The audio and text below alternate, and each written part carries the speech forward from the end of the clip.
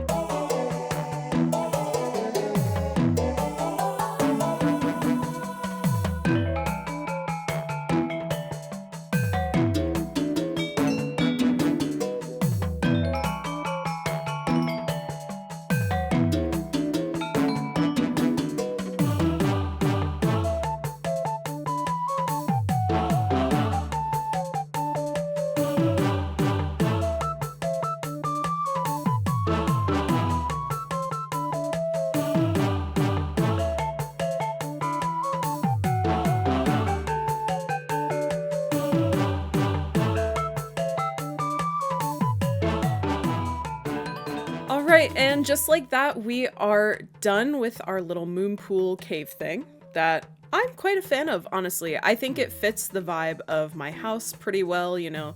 We want the island, at least this island, to be pretty consistent design-wise. But I do like the way it turned out. I think it adds a little bit of mystique, especially once those vines behind me grow in. It'll be a bit obscured so that you have to explore to find out more. And just for a quick inside look, I think it's cute. Moving on, we are going to tame that mess back there on this island right here.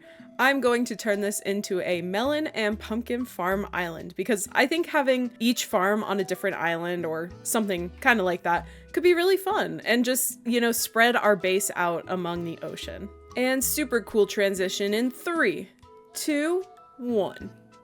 And I have completed the melon and pumpkin farm. Let's get into a tour.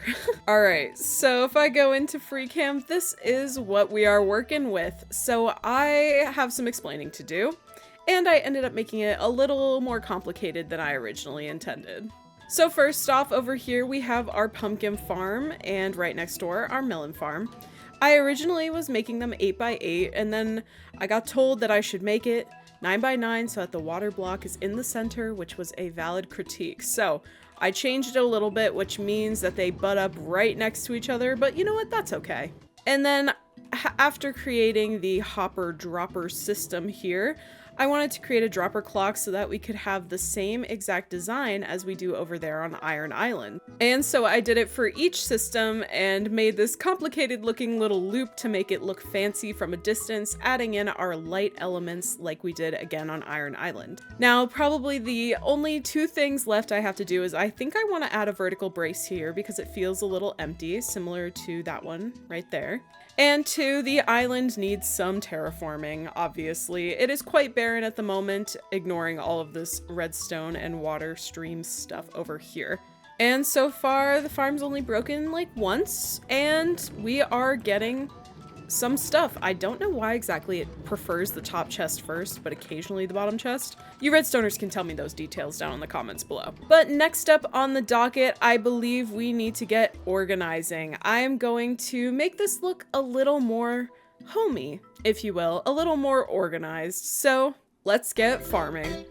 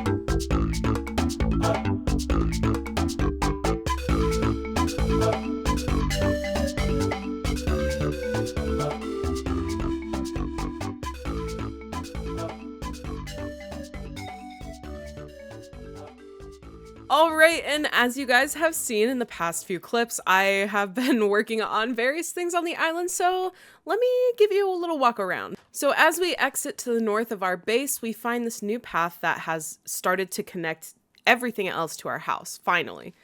I spruced up the mine just a little bit so that it's kind of enclosed and not just like out in the open in a nice little pit for you to fall into. And as we continue down the path here, you can see that I have kept some pumpkins and some melons over there too, because I feel like they just add some life to the island. And I know it's more efficient over there, but this is more for the looks than for functionality. We have a path that connects back up to the house on that entrance over there, and I have just slightly contained these areas a little bit so that they're a bit more organized and a bit more visually pleasing to look at. And over here, I made a little shelter for our hay just so that it, I feel like the spot was super empty, so I just wanted to add something here. And my kind of terrible little bush plants, but they fill the space up nicely. Connected the path to the villager area and to the path here, and this guy cannot seem to find his way out of here. I don't know why. Why are you here? Anyway, down the path, I have extended the wheat field out a little bit just to add some flow here so that you have a little entrance. That's official. Here's our little melon area, and we have some tiny melon heads as well that I feel like could be just, smaller melons that have been growing on the ground. And finally, this project that made me scratch my head quite a few times is this open concept barn. I was trying to make like a double arched roof shape, but it's very difficult to do on the diagonal, and I like what I have so far. I feel like it's doing its job. I have some barrels for storage here. We have our animals reorganized, and I did end up taming a cat during that time lapse. So we have a little buddy here.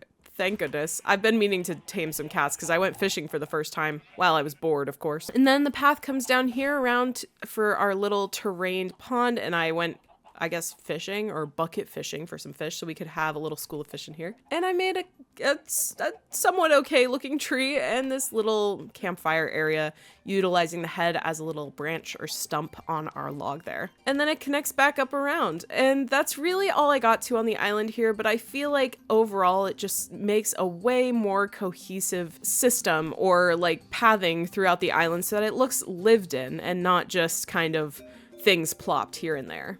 Heading back over here, I think we're gonna take some time to terraform the island because it just feels way too barren to me. So I will pop back to you in just a second with that job complete.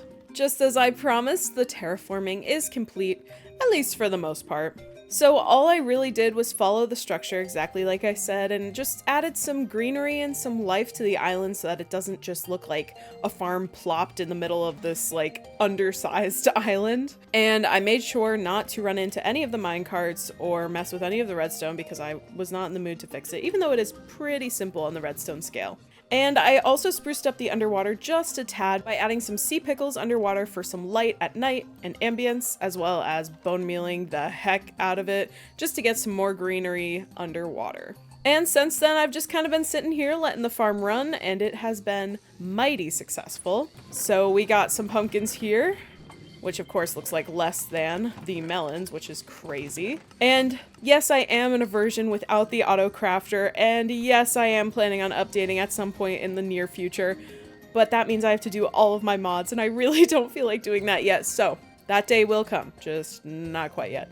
Alright, next up on the docket for this episode, and finally what I want to wrap it all up with, is I spent probably about an hour yesterday getting 3 wither skeleton skulls in the nether. And so I think it's time that we get another star and make a beacon.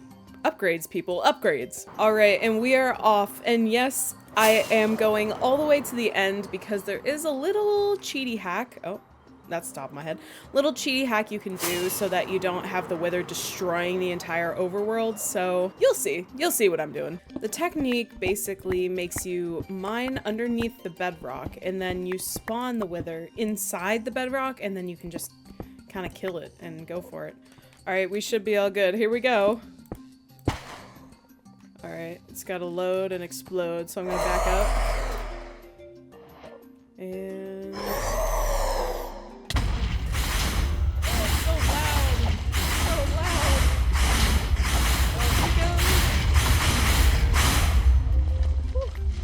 that's almost too easy, honestly. But we have our nether star, and we got the wither's head because of the head mod that I have on, but now we can make a beacon. Let's go home. Whee! That was quick. I'm gonna take a nap. Beautiful. All right, and oh, I can't even. Here we go. Beacon. We have our beacon. Okay, I have no clue where I'm gonna put it at all. Somewhere, you know, central to these locations for now. And that's all I have for this episode. I'm sorry it took so long to get out, but I will be working more on the island outline, which is currently in progress in the creative world, and implementing it into this world. And we got some more projects ahead of us for the next episode. So please stay tuned for the Wuhu Island Survival Series episode 5, I think it will be. And please drop a like and subscribe if you enjoyed the video and this content, and I will see you in the next one. Bye-bye!